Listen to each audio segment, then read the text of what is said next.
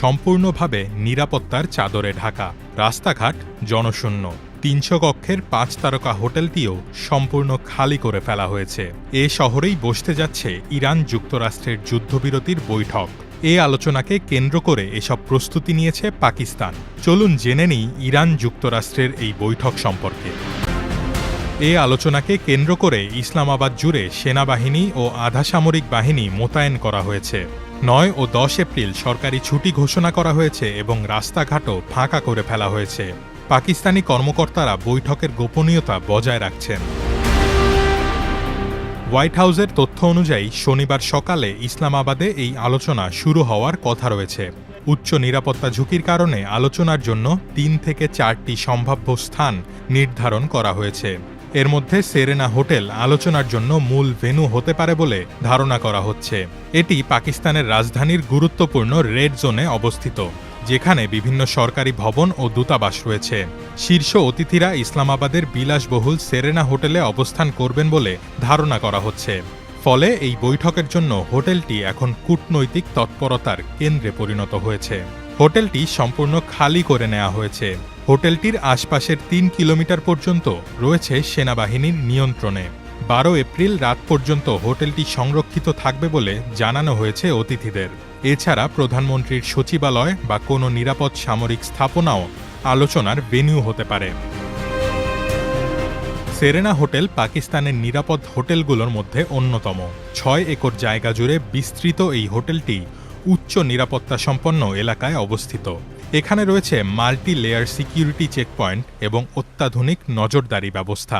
পাকিস্তানের অন্যতম প্রধান ৫ তারকা হোটেল, যার মালিকানাধীন Aga Khan fund for economic development. ২০০২ সালে তৎকালীন প্রেসিডেন্ট পারভেজ মোশাররফ এটি উদ্বোধন করেছিলেন। এ হোটেলে ৩৩৬টি কক্ষ এবং ৫২টি স্যুট রয়েছে। এর গ্র্যান্ড বলরুমে ১,০০০ মানুষের ধারণ ক্ষমতা রয়েছে। আলোচনায় আমেরিকান প্রতিনিধি দলের নেতৃত্বে থাকবেন ভাইস প্রেসিডেন্ট জে.ডি. ভ্যান্স, বিশেষ দূত স্টিভ উইটকফ এবং প্রেসিডেন্ট ডোনাল্ড ট্রাম্পের জামাতা জ্যারেড কুশনার। ইরান আনুষ্ঠানিকভাবে তাদের প্রতিনিধি দলের নাম ঘোষণা করেনি, তবে স্থানীয় কিছু সংবাদ মাধ্যমের খবর অনুযায়ী ইরানি দলের নেতৃত্বে থাকতে পারেন পার্লামেন্ট স্পিকার মোহাম্মদ বাঘের গালিবাফ। যুদ্ধের সময় ট্রাম্প প্রশাসনের সাথে আলোচনার ক্ষেত্রে গালিবাফ একজন মূল মধ্যস্থতাকারী হিসেবে আবির্ভূত হয়েছেন। আল জাজিরার একটি প্রতিবেদন বলছে এই আলোচনা ১৫ দিন পর্যন্ত চলতে পারে। এর অর্থ হল প্রতিনিধি দলের সদস্যরা শনিবারের পরও ইসলামাবাদে থাকতে পারেন অথবা পরবর্তী আলোচনার জন্য আবার যেতে পারেন। তবে যুদ্ধবিরতির শর্তাবলী নিয়েই যেহেতু দুপক্ষ একমত হতে পারছে না, তাই আলোচনার এজেন্ডা ঠিক করা বেশ কঠিন হতে পারে।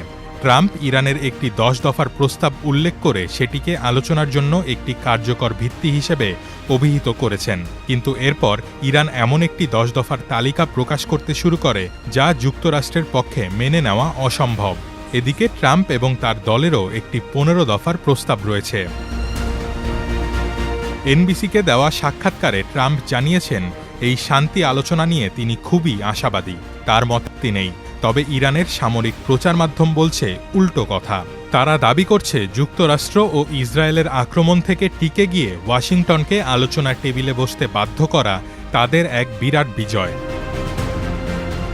এই দুই পক্ষের মধ্যকার বিশাল ব্যবধান পাকিস্তানের এক বৈঠকে ঘুচবে কিনা তা বলা কঠিন, তবে ধারণা করা হচ্ছে এটি যুদ্ধ বন্ধে দীর্ঘ। ইরানকে পারমাণবিক কর্মসূচি চালাতে দেবে না বা ইউরেনিয়াম সমৃদ্ধ করতে দেবে না বলে ঘোষণা দিয়েছেন মার্কিন প্রেসিডেন্ট ডোনাল্ড ট্রাম্প। সামরিক শক্তির দিক দিয়ে মধ্যপ্রাচ্যের সবচেয়ে শক্তিশালী এই দেশটির ওপর এজন্য নানা অর্থনৈতিক অবরোধ আরোপ করেছে মার্কিন যুক্তরাষ্ট্র ও তার মিত্ররা। ইরানের সঙ্গে ঘনিষ্ঠভাবে কাজ করবে। আমরা নিশ্চিত হয়েছি যে সেখানে একটি অত্যন্ত ফলপ্রসূ সরকার পরিবর্তন ঘটেছে, আর কোনো ইউরেনিয়াম সমৃদ্ধকরণ হবে না। যুক্তরাষ্ট্র ইরানের পরমাণু কর্মসূচি থেকে সরে যাওয়ার বিষয়ে সম্মত হয়েছে, কিন্তু ইরান, যুক্তরাষ্ট্র ও তার মিত্ররা ইরানের বিরুদ্ধে পারমাণবিক অস্ত্র তৈরির অভিযোগ তুললেও ইরান জানিয়েছে তাদের কর্মসূচি কেবল শান্তিপূর্ণ ও বেসামরিক কাজে ব্যবহারের জন্য। গত ২৮ ফেব্রুয়ারি যুক্তরাষ্ট্র ও ইসরায়েলের হামলার পর নতুন করে উত্তেজনা শুরু হয়। সে সময় দুই দেশের মধ্যে পারমাণবিক কর্মসূচি নিয়ে আলোচনা চলছিল।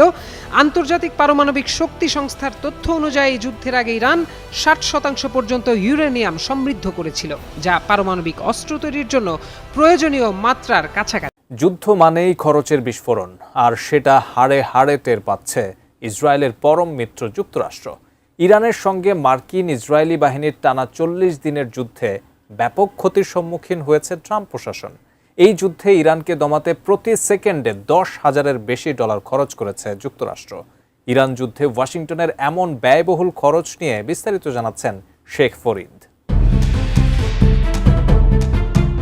ইরান যুদ্ধে বিপুল পরিমাণ অর্থ ব্যয় করেছে যুক্তরাষ্ট্র।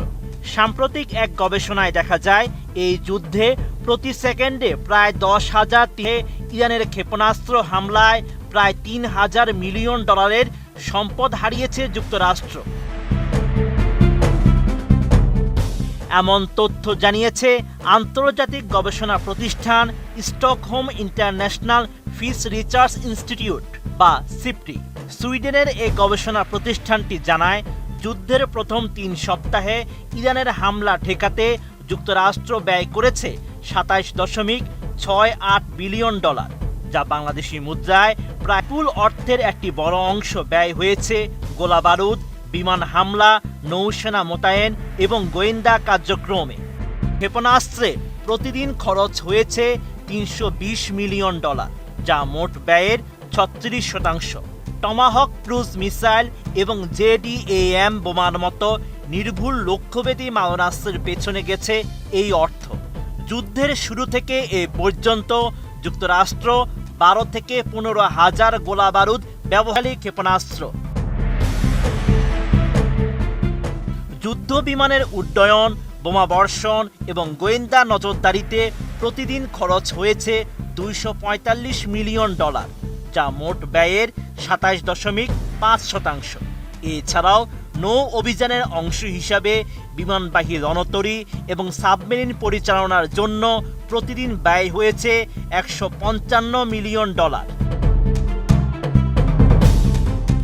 ক্ষেপণাস্ত্র প্রতিরক্ষা ব্যবস্থা থার্ড এবং প্যাট্রিয়টের পেছনে প্রতিদিন ব্যয় হয়েছে $৯৫ মিলিয়ন।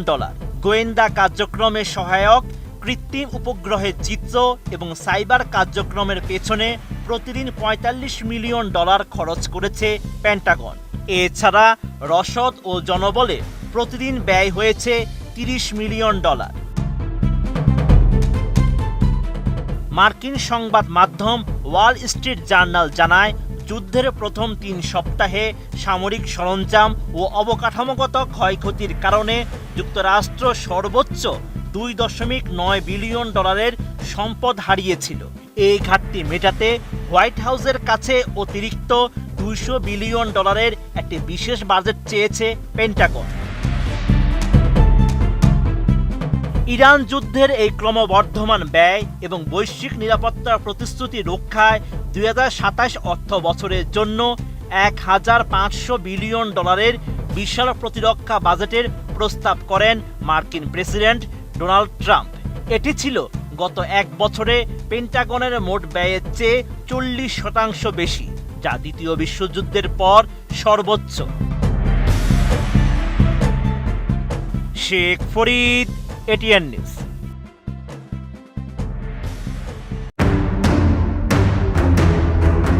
একদিকে বারুদের গন্ধ, অন্যদিকে বিশ্ব অর্থনীতির নাভিশ্বাস। পারস্য উপসাগরের নীল জলরাশি এখন আর নীলেই সীমাবদ্ধ নেই, তা হয়ে উঠেছে এক এবং ইসরায়েলের মধ্যে চলা বিধ্বংসী যুদ্ধ বিশ্বকে এক গভীর সংকটে ঠেলে দিয়েছে। ইরান এই মুহূর্তে তাদের হাতের শেষ তাসটি খেলেছে। তারা কেবল এই জলপথ অবরুদ্ধই করেনি, বরং দিয়েছে এক অভাবনীয় শর্ত। এখন থেকে হরমুজ প্রণালী দিয়ে কোনো জাহাজ যেতে হলে তেহরানকে দিতে হবে ট্রানজিট ফি বা পারাপারের মাশুল। সূত্রের খবর, ইরান এখন তেলের ট্যাঙ্কারে প্রতি ব্যারেল পিছু $1 পর্যন্ত মাশুল দাবি করছে, যা মেটাতে হবে ক্রিপ্টোকারেন্সিতে। প্রশ্ন উঠছে, যে জলপথ দিয়ে বিশ্বের মোট জ্বালানি তেলের 1/5 পরিবাহিত হয়, সেখানে কি এভাবে একতরফা কর বসানো সম্ভব? তেহরানের এই দাদাগিরি কি আন্তর্জাতিক আইনের চোখে বৈধ? অনেকেই প্রশ্ন তুলছেন, মিশর যদি সুয়েজ খালে টাকা নিতে পারে, তবে ইরান কেন হরমুজ প্রণালীতে পারবে না? উত্তর লুকিয়ে আছে ভূগোলে। সুয়েজ বা পানামা হলো মানুষের তৈরি খাল। মরুভূমি খুঁড়ে মানুষ এই পথ বানিয়েছে, তাই এর রক্ষণাবেক্ষণের জন্য তারা ফি নিতে পারে। কিন্তু হরমুজ হলো একটি প্রাকৃতিক প্রণালী।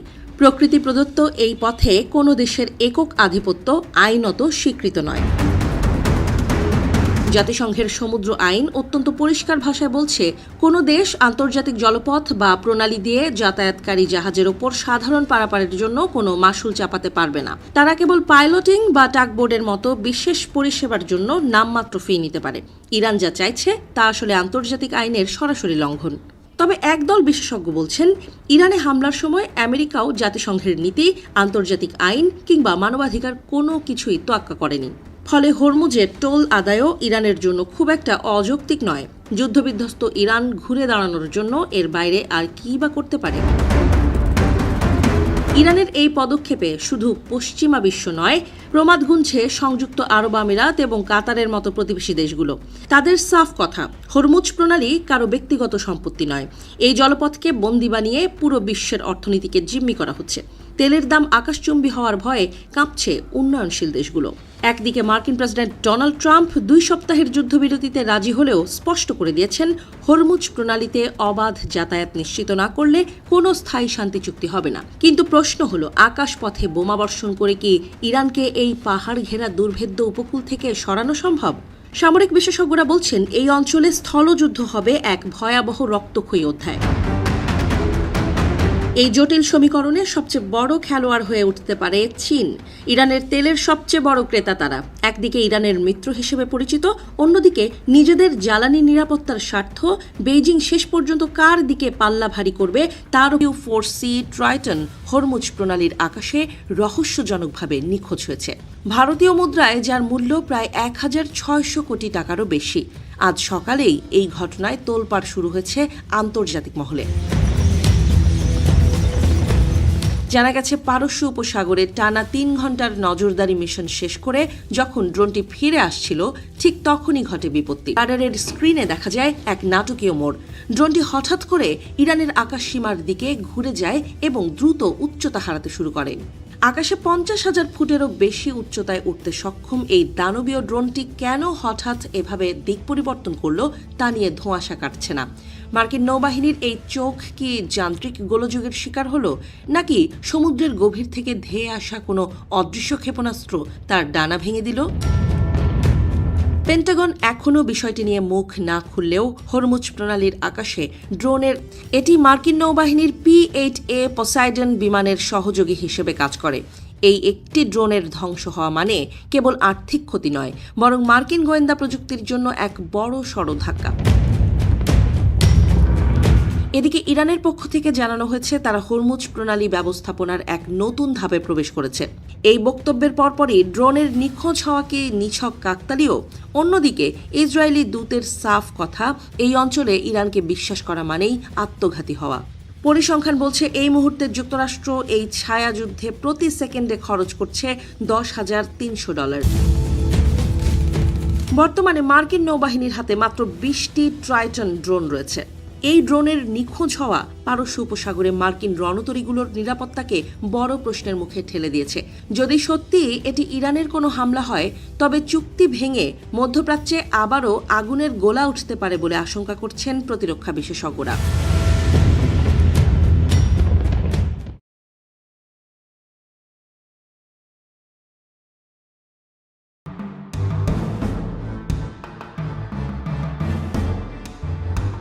চলতি সপ্তাহেই ইসলামাবাদে বৈঠকে বসার কথা ছিল 2 চিরপ্রতিদ্বন্দ্বী দেশ যুক্তরাষ্ট্র এবং ইরানের প্রতিনিধিদের। ডোনাল্ড ট্রাম্পের হুঙ্কার আর তেহরানের অনড় অবস্থানের মাঝেও পাকিস্তানের মধ্যস্থতায় এক নতুন শুরুর স্বপ্ন দেখছিল বিশ্ববাসী। যুদ্ধের ভয়াবহতা কাটিয়ে একটি স্থায়ী চুক্তিতে পৌঁছানোই ছিল এই বৈঠকের মূল লক্ষ্য। কিন্তু নির্ধারিত সময় পার হয়ে গেল, তেহরান থেকে কোনো প্রতিনিধি দল পাকিস্তানের উদ্দেশ্যে রওনা দেয়নি। কাতার ভিত্তিক সংবাদ মাধ্যম আল জাজিরাকে এই চাঞ্চল্যকর তথ্য নিশ্চিত করেছেন মধ্যপ্রাচ্যের কৌশলগত গবেষণা কেন্দ্রের সিনিয়র ফেলো আব্বাস আসলানি, যার প্রধান কারণ হিসেবে সামনে উঠে এসেছে লেবানন পরিস্থিতি। সাময়িক যুদ্ধবিরতি চলাকালেও লেবাননের মাটিতে ইসরায়েলি বাহিনীর অব্যাহত হামলাকে সহজভাবে নিচ্ছে না ইরান।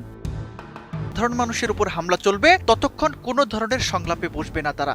অর্থাৎ কেবল ইরানের উপর হামলা বন্ধ রাখলেই হবে না, হিজবুল্লাহ এবং লেবাননকেও এই শান্তির আওতায় দেখতে চায় ইরান। জানা গেছে মার্কিন প্রেসিডেন্ট ডোনাল্ড ট্রাম্পের অনুমোদিত 10 দফা শান্তি পরিকল্পনার যে কাঠামো আগে ঠিক করা হয়েছিল তা থেকে সম্প্রতি সরে আসার ইঙ্গিত দিয়েছে ওয়াশিংটন। এই হঠাৎ অবস্থান পরিবর্তন ইরানে নতুন করে সন্দেহের জন্ম দিয়েছে। তেহরান মনে করছে আলোচনার টেবিলে বসে ওয়াশিংটন হয়তো তাদের নতুন কোনো ফাঁদে ফেলতে চাইছে। এদিকে ইরানের অভ্যন্তরীণ জনচাপও এখন এক বড় ফ্যাক্টর। গত কয়েক মাসে আলোচনার প্রক্রিয়া চলাকালেই ইরান দুইবার সরাসরি বড় ধরনের হামলার শিকার হয়েছে। এতে সাধারণ ইরানিদের মধ্যে প্রচণ্ড ক্ষোভের সৃষ্টি হয়েছে। দেশটির রাজপথে এখন একটাই প্রশ্ন, যে দেশ বারবার বিশ্বাসঘাতকতা করে তাদের সঙ্গে কেন আবারও সংলাপে বসতে হবে? এই জনমতকে উপেক্ষা করে আলোচনার টেবিলে যাওয়া ইরানি নেতৃত্বের জন্য এক বড় রাজনৈতিক ঝুঁকি। পাকিস্তানের প্রধানমন্ত্রী শাহবাজ শরীফের মধ্যস্থতার ডাক বিফলে গেলে মধ্যপ্রাচ্যকে আবারও এক বৃহত্তর যুদ্ধের মুখোমুখি হতে হবে। বাণিজ্যের তেল আর দুই দেশের অনাস্থা আবারও পুরো বিশ্বকে বড় ধরনের সংকটের দিকে ঠেলে দিচ্ছে। Toufiqul Ashik, ATN news.